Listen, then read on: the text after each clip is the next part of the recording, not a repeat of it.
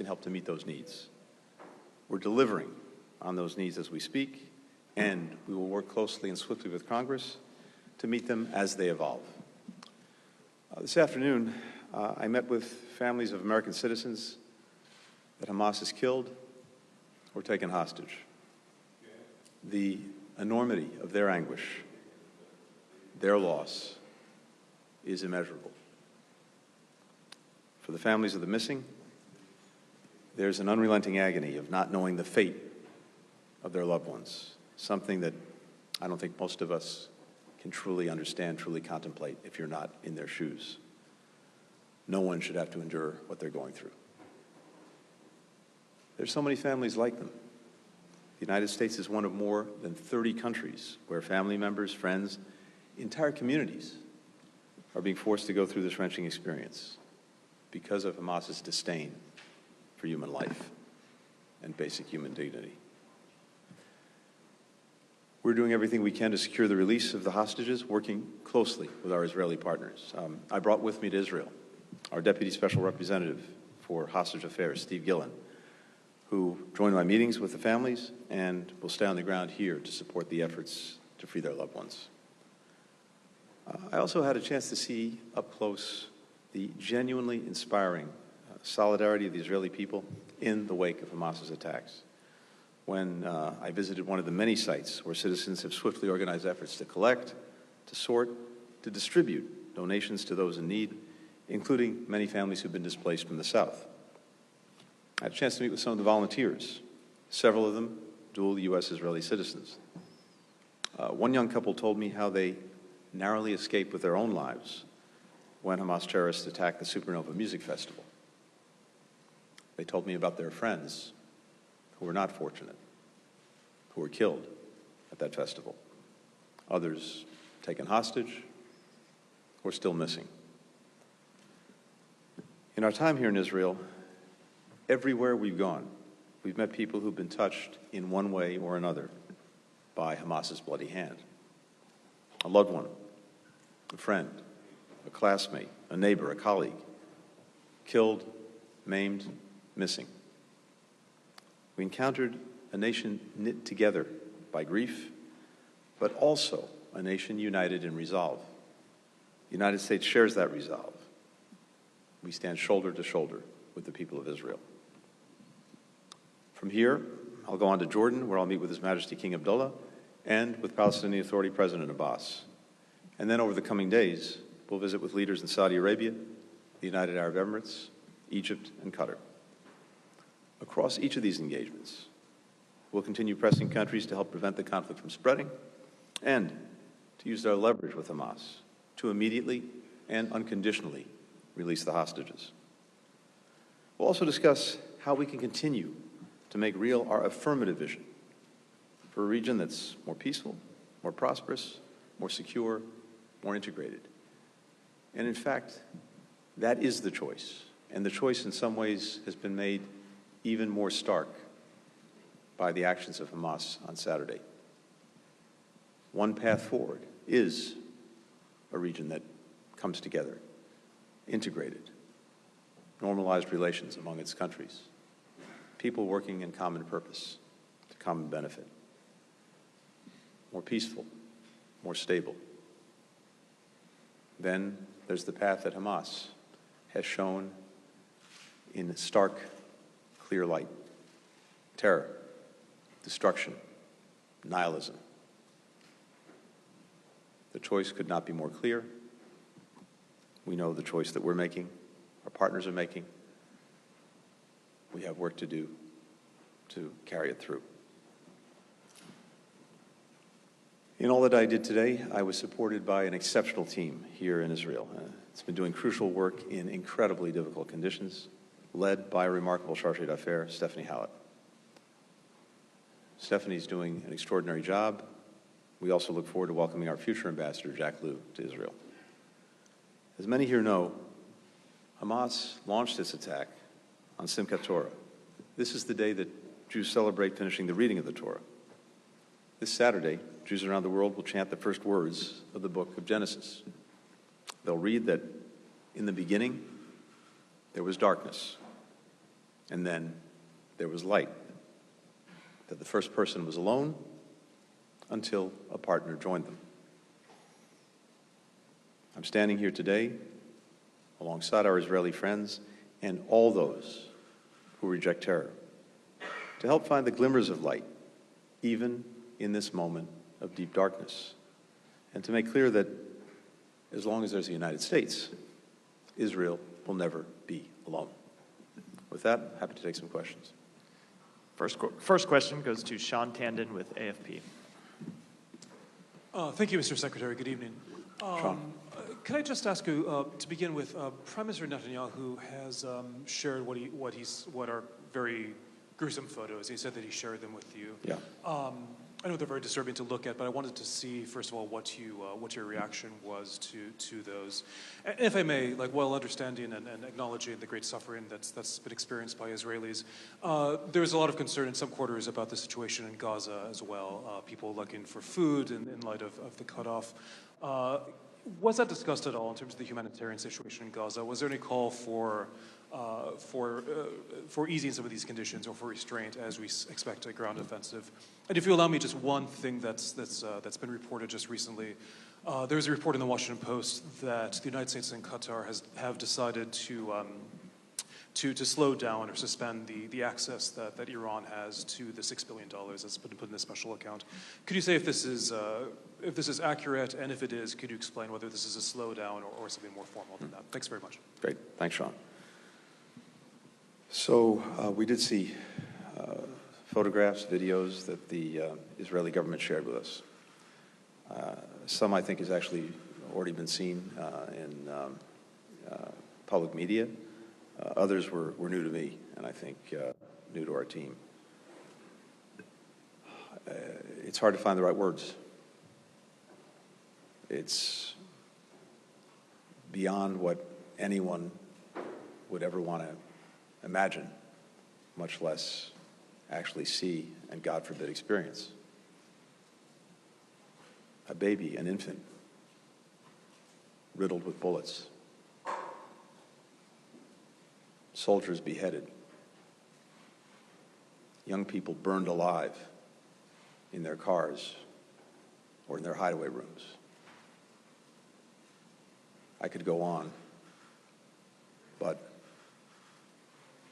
it's simply depravity in the worst imaginable way.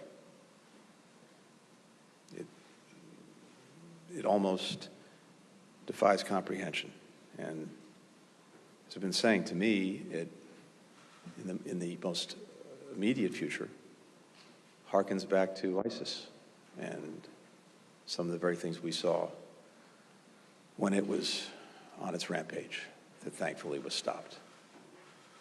So I think for any human being to see this, it's really beyond almost anything that we can comprehend, digest.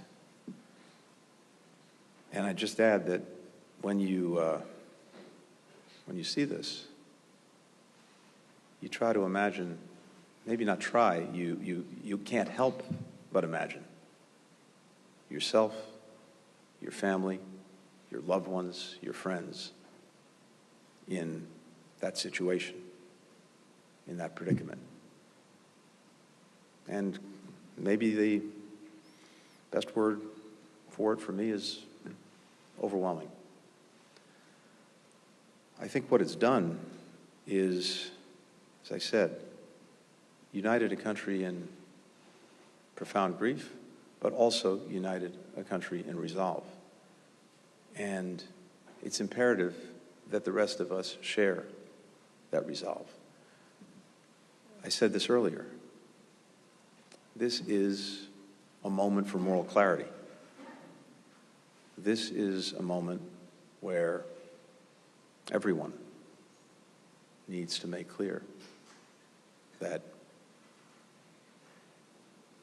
there is revulsion, disgust, and a determination not to allow this to go forward. So images are worth 1,000 words. These images may be worth 1,000,000. On the humanitarian situation in Gaza, I think it's first important to remember a fundamental issue that makes this complicated.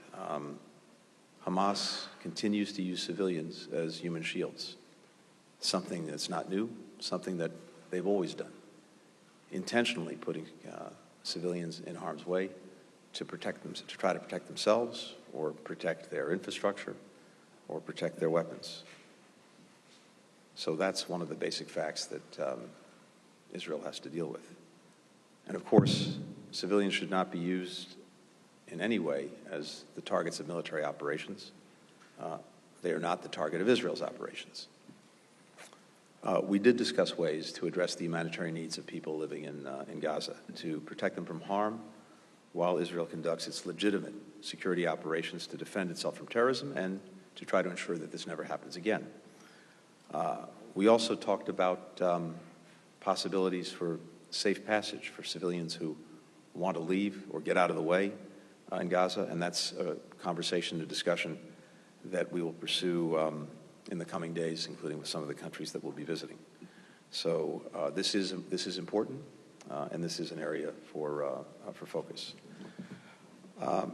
With regard to the $6 billion, first, again, it's always worth repeating the facts because, unfortunately, the facts get lost along the way. The money that Iran accrued in bank accounts, in this case in South Korea, for the sale of its oil, was done pursuant to an arrangement established by the previous administration, the Trump administration. None of the funds that have now gone to Qatar have actually been spent or accessed in any way by Iran. Indeed, funds from that account are overseen by the Treasury Department, can only be dispensed for humanitarian goods, food, medicine, medical equipment, and never touch Iranian hands. We have strict oversight of the funds, and we retain the right to freeze them. Next question goes to Gil Tamery with Channel 13. Mr. Secretary, thank you very much. Gil Tamery, Channel 13 as well. The President compared rightfully Hamas' horrendous massacre to ISIS. Can you provide assurance to Israel that the Biden administration will not attempt to halt Israel's effort until the goal of eliminating Hamas from Gaza is completely achieved, regardless of how long it may take? And with your permission, second question, if Hezbollah opens a second front in the north, can we expect that, if needed, the U.S. will use its military assets in the region to fight against Hezbollah together with the IDF? Okay. Thank you. With regard to the first question, the President's been very clear. I've been very clear. We stand with Israel. We stand with Israel in its determination to defend its people, defend its country. We stand with Israel in its determination to do everything possible to ensure that what happened on Saturday never happens again. And in that determination, we are, of course, as you know, providing assistance as requested by Israel for its efforts. That will continue, and we're working closely with Congress to make sure that Israel has what it needs to do what it must. With regard to the second front, as I mentioned earlier, it's our determination and that of Israel as well that there not be a second front or a third front. And we are working as hard as we can, working with other partners in the region to try to ensure that that's the case. The President has also been very clear, President Biden. He's been very clear that no one, state or non-state actor, should try to take advantage of this moment. And he's backed up that warning with the deployment of our largest carrier group, the Gerald R. Ford, as well as, again, making sure that Israel has what it needs, and that we also have appropriate assets in place. Beyond that, I'm not going to speculate on future events. For the next question, Ed Wong with the New York Times. I thank you, Secretary Blinken. Many people have likened the horrendous violence by Hamas to the attacks of 9/11 in the U.S. As you know, the U.S. earned lots of goodwill after those attacks, and there were many expressions of solidarity for the U.S. from around the world. But soon afterwards, the U.S. squandered that goodwill when it began its invasion of Iraq. And now, decades onward, in retrospect, many people think that the most lasting consequences of 9/11 were the two wars that many Americans deem were disasters in hindsight. And so I wonder what lessons might you have for Israel as a friend of Israel, looking back at the aftermath of 9/11? Second, I wonder whether your team has an assessment of what Hamas's goals were in carrying out the attacks, and whether it has gotten any closer to those goals with these attacks. Right. Thanks, Ed. First, let me say this with regard to 9/11. If you look at this in proportion to the size of Israel's population, this is the equivalent of 10 9/11s. That's how big and how devastating this attack has been. And of course, each of these situations is very different. And it's important to keep that in mind. Of course, we're always trying to draw the lessons from past experience, as they may or may not be applicable to what we or our partners are doing now. And of course, we are in very close conversation with Israel about the work it's undertaking, as I said, to make sure it can defend itself, defend its citizens, and to the best of its ability, ensure that this doesn't happen again. Those are the objectives. And again, I'll leave the operational details to Israel, and simply say again that as we have these discussions, we're looking at past experiences, including many past experiences more immediate to this challenge, including in Gaza and including in the region. With regard to the goals of Hamas, I think that is a question mostly on which I could speculate, but not give you any kind of clear, definitive answer. There are a number of possible explanations. We have not heard from them what their goals are. And I have to tell you that in many ways, the simplest explanation may be the most compelling. This is pure evil. There may be second or third order interests. For example, I've noted this before. We've been engaged, as you know, in trying to support and advance the possibility of normalization between Israel and Saudi Arabia and other countries that do not yet have normalized relations with Israel. Something that is very challenging, very difficult, but also very possible, and something that would have a profound effect on the region, on the countries in question, and on the region, a region that's been in turmoil for so many decades that through normalization, through greater integration, then has a path to much greater stability, much greater peace, much greater opportunity for everyone in the region. Now, who opposes normalization? Hamas, Hezbollah, Iran. I think that speaks volumes as well. And the final question goes to Christine Renawi with Al Arabi News.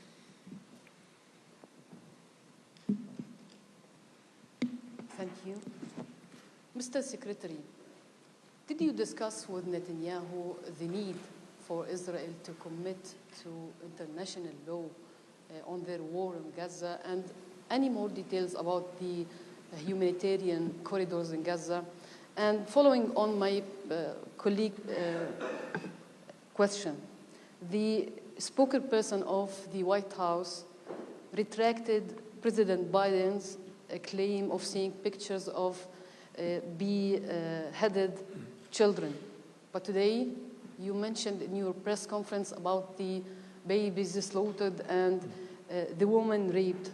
Did you see the evidence of that? Thank you. Okay, thank you. To the first part of your question, I think you've heard the President address this. I've also addressed it in different ways, which is to say this. For democracies like the United States, like Israel, it's vitally important that we respect and follow international law, humanitarian law, the law of war as applicable, and it's a standard that we hold ourselves to, and it's a standard that we look to, including if and when we fall short of it. So this is something that motivates both of us, and of course it's what distinguishes us and other democracies around the world from terrorist organizations like Hamas, which have absolutely no regard for the rule of law, for humanitarian rules and rights, for any basic standards of human decency.